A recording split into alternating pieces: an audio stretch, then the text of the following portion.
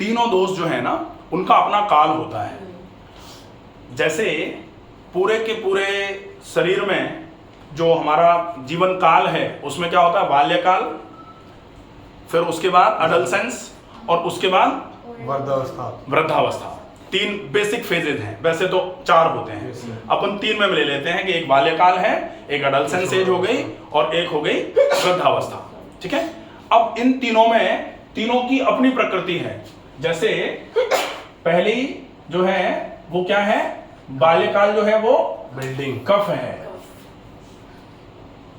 बाल्यकाल कफ होगा, क्योंकि जैसे देखते हैं ना छोटा बच्चा है, छोटे बच्चे को जनरली खांसी की समस्या होगी, उसको ऐसा नहीं होगा कि उसको एंडोस्कोपी करा रहे हो आप, उसके पेट में अल्सर हो गया। छोटे बच्चे को तब तक नहीं होता जब तक वो थोड़ा बड़ा होना चालू नहीं होता, जब तक वो अड़म गड़म उल्टी सीधी चीजें खाना चालू नहीं करता, तब तक उसको जो प्रॉब्लम आएगी ना वो सामान्य तौर पर कफ की समस्या आएगी। बच्चे को खांसी हो जाती है, जुकाम हो जाता है, टॉन्सिल हो जाते हैं, नाक बहने लग जाती है, उसके चक्कर में बुखार आ जाता है, दुनिया भर की प्रॉब्लम होती है, लेकिन होगा सामान्य तौर पर कफ ही। जैसे ही अडल्सेंस एज आती है, फिर फेशियल एक्नेज हो रहे हैं, इधर एक्नेज हो रहे हैं, गर्मी हो रही है, गुस्सा आना चालू हो गया, चिड़चिड़ा हो रहा है इंसान। कौन बच्चा चिड़चिड़ा जो छोटा होता है ना, वो एक अलग कंडीशन है।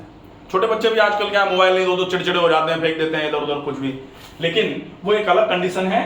अडल्सेंस की जो कंडीशन है वो पित्त की वजह से होती है, क्योंकि अडल्सेंस का मतलब पित्त।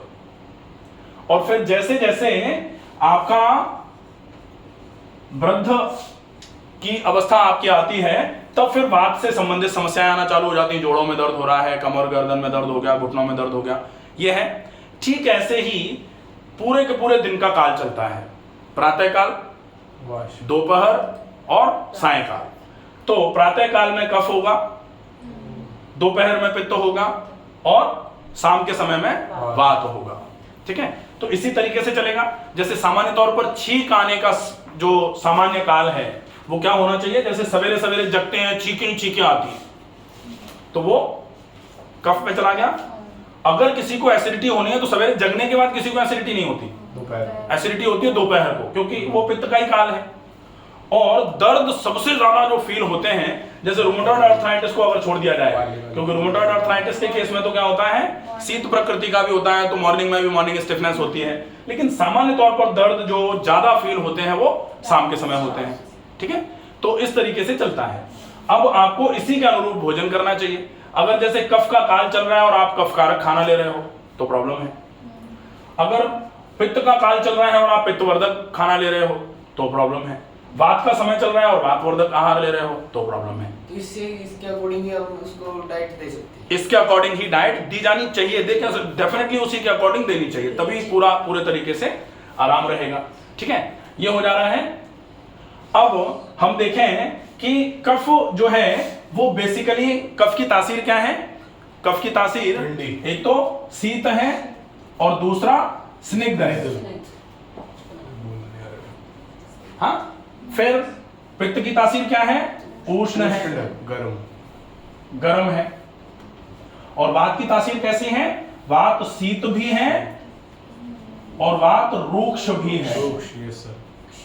ठीक है, तो इसके हिसाब से अपने को भोजन देना है कि अगर ये बढ़ा हुआ है और आप ठंडी चीजें दे रहे हो, जैसे किसी को खांसी हो रही है और आप छाछ दे दो तो प्रॉब्लम हो जाएगी, ये आहार चिकित्सा। ठीक है, अगर किसी को खांसी हो रही है और आप घी खिला दो प्रॉब्लम हो जाएगी, क्योंकि शीत और स्निग्ध दोनों ही नहीं दे सकते। अब किसी का पित्त बढ़ा हुआ है और आप उसको मेथी दे दो, पित्त बढ़ा हुआ है अजवाइन दे दो, पित्त बढ़ा हुआ है करेला दे दो, तो ये सब प्रॉब्लम बढ़ाएगा। पित्त बढ़ा हुआ है गर्म पानी पिला दो तो भी प्रॉब्लम आएगी, क्योंकि गर्म पानी की तासीर भी गर्म होती है। अब वात बढ़ा हुआ है और ठंडी चीजें खिला दो, जैसे किसी को दर्द हो रहा है उसको छाछ पिला दो, दर्द बढ़ जाता है। किसी को दर्द ज्यादा हो रहा है, जकड़न है पूरे शरीर में, और उसको कुछ ठंडे तासीर की चीज खिला दो, प्रॉब्लम बढ़ जाती है। देखते हैं ना कि जिसके जोड़ों में जकड़न है उसको सौंफ दे दो, बढ़ जाएगी। फिर रूक्ष का मतलब होता है, वात रूक्ष भी है, रफनेस ड्राइनेस है। अब ड्राइनेस, बहुत ज्यादा ड्राइनेस है वात में, तो वात के समय में आप खाना कैसा दे सकते हो, शीत के अगेंस्ट क्या होगा, उष्ण, और रूक्ष के अगेंस्ट क्या होगा, स्निग्ध। तो आप वात के पेशेंट को ऐसा वाला खाना दे सकते हो। वात के पेशेंट के लिए बहुत बेहतरीन एक बहुत अच्छा नुस्खा, कि नुस्खा जो जनरली आजकल नुस्खों का जमाना चल रहा है, तो नुस्खा वात के लिए नुस्खा क्या है? जैसे वात शीत है तो शीत को उष्ण चाहिए। उष्ण क्या है? गिलोय।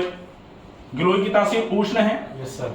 और गिलोय बेसिकली एंटी इंफ्लेमेटरी भी है, गिलोय एंटीऑक्सीडेंट का भी काम करती है, ठीक है, और उष्ण तासीर की है। अब वात का नेचर रुक्ष है, ड्राई है, और स्निग्ध क्या है? घी। तो अगर कोई वात से बहुत ज्यादा परेशान हो रहा है, और वात का मतलब सिर्फ जोड़ों में दर्द नहीं है, वो हम जब बात देख लेंगे ना, बात पढ़ा देंगे कभी कि भाई वात, पित्त और कफ ये क्या होते हैं, ये दोष हैं। दोष की सामान्य प्रकृति क्या होती है? आज मैं बता रहा था ना, किसको बोला था मैंने, नोट करना।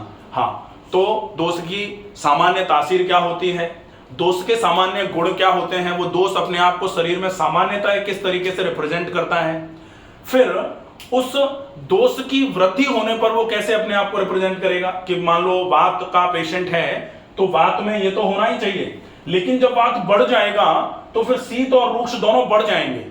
तो जब ये ज्यादा बढ़ेंगे तब ये अपने आप को शरीर में कैसे रिप्रेजेंट करेंगे। अगर मान लो ये कम हो जाएगा, वात कम भी तो हो सकता है, भाई दोष है, दोष तो बढ़ेगा तो कम भी हो सकता है। अगर मान लो वात कम हो रहा है तो वात कम होगा तो भी प्रॉब्लम है। कि जैसे अपने पूरे के पूरे सृष्टि में वायु, हवा जो है वो अगर मान लो नहीं चले तो क्या होगा? दिक्कत आएगी। और मान लो आंधी चले तो भी दिक्कत आएगी। वो तो जब तक सम है तब तक ही ठीक है सब कुछ। जैसे ही सम से विषम होगा कुछ ना कुछ प्रॉब्लम आएगी, बढ़ेगा तो भी प्रॉब्लम, घटेगा तो भी प्रॉब्लम, ठीक है, इसलिए सम होना जरूरी है।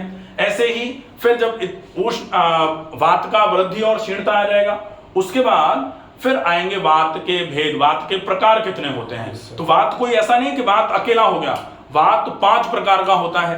अब हम देखेंगे पांचों प्रकार जो हैं वो शरीर में किस तरीके से काम कर रहे हैं। तो काम कर रहे हैं, इसके लिए हमको यह भी जानना पड़ेगा कि वात का कौन सा प्रकार शरीर के किस हिस्से में निवास करता है, वात के प्रकार का स्थान क्या है, और फिर वात के उस प्रकार के स्थान का फंक्शन क्या है।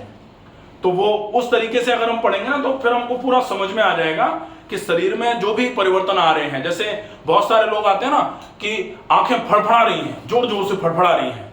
बहुत सारे लोग ऐसे आते हैं कि आंखों में ब्लिंकिंग हो रही है या मसल ट्विचेज आ रहे हैं, होता है, या ये ऐसे करके फड़फड़ा रहा है, ये वात के रोग हैं। अगर आपका प्राणवात जो होता है वो वृद्धि पर जाएगा तो वो ये करा सकता है। आंखों की मसल एकदम से फड़फड़ाएगी, आंखें एकदम से ब्लिंकिंग की कंडीशन पे चली जाती हैं, आपके मसल ट्विचेज होना चालू हो जाती है, बात की कंडीशन है। लेकिन जब ये पित्त के साथ में ज्यादा होगा, पित्त बहुत ज्यादा हो रहा है, जैसे बोला जाता है ना, पित्त वृद्ध मूर्छा, बहुत सारे लोगों का मन करता है कि आंखें खोले ही नहीं, ऐसे करके बैठे रहे, ऐसे करके खड़े रहेंगे, आंखें बंद करके, खोलने का मन ही नहीं कर रहा। वो फिर बात नहीं है, वो पित्त है। क्यों? क्योंकि पित्त जब बढ़ेगा तो ऐसा कराएगा जैसे मूर्छा आ गई किसी को, वो आंखें बंद करके बैठेगा, उसको लगेगा कि हमसे कोई बोले नहीं, हम चुपचाप, हमको बैठे रहने दो। ये पित्त वृद्धि का लक्षण है। जैसे बहुत सारे लोगों को लगता है ना कि हमसे कोई मत बोलो, अभी बहुत तेज गुस्सा आ रहा है। ऐसी कंडीशन कब होती है? जब पित्त बढ़ रहा होता है, ठीक है। तो ये क्लियर है, कंफर्म है ना इतना? सर तुलसी की तासीर कैसे होती है सर? तुलसी की तासीर वैसे तो उष्ण तासीर की है तुलसी, लेकिन फिर तुलसी और जल इनको माना जाता है कि जैसा जिसके साथ मिलाओगे ये वैसी हो जाती है। हाँ, तुलसी को अगर मान लो आप अदरक के साथ मिला के दे रहे हो तो डेफिनेटली वो फिर अदरक भी गर्म है, तो तुलसी उष्ण हो जाएंगी, ठीक है। तुलसी को अगर सौंफ के साथ मिला के दे रहे हो तो वो ठंडी हो जाएंगी। तुलसी को अगर आप चाय के साथ उबाल के ले रहे हो तो गर्म हो जाएंगी। तुलसी को अगर आप किसी ठंडी चीज में, जैसे तुलसी के पत्ते उसमें धनिया के साथ जो मिला करके बनाया जाता है, वहां तुलसी सम तासीर की हो जाएंगी। तुलसी को हमेशा सम माना जाता है। तुलसी त्रिदोष सामक भी कही जा सकती है कि तीनों दोषों का समन, भाई बात को भी सम करेंगी, कफ नाशक तो है ही, और पित्त का भी समन करने का काम करेंगी। लेकिन कब? जब उनको किसी उष्ण तासीर की चीज के साथ में नहीं दिया जाएगा तब, ठीक है। तो ये क्लियर है ना?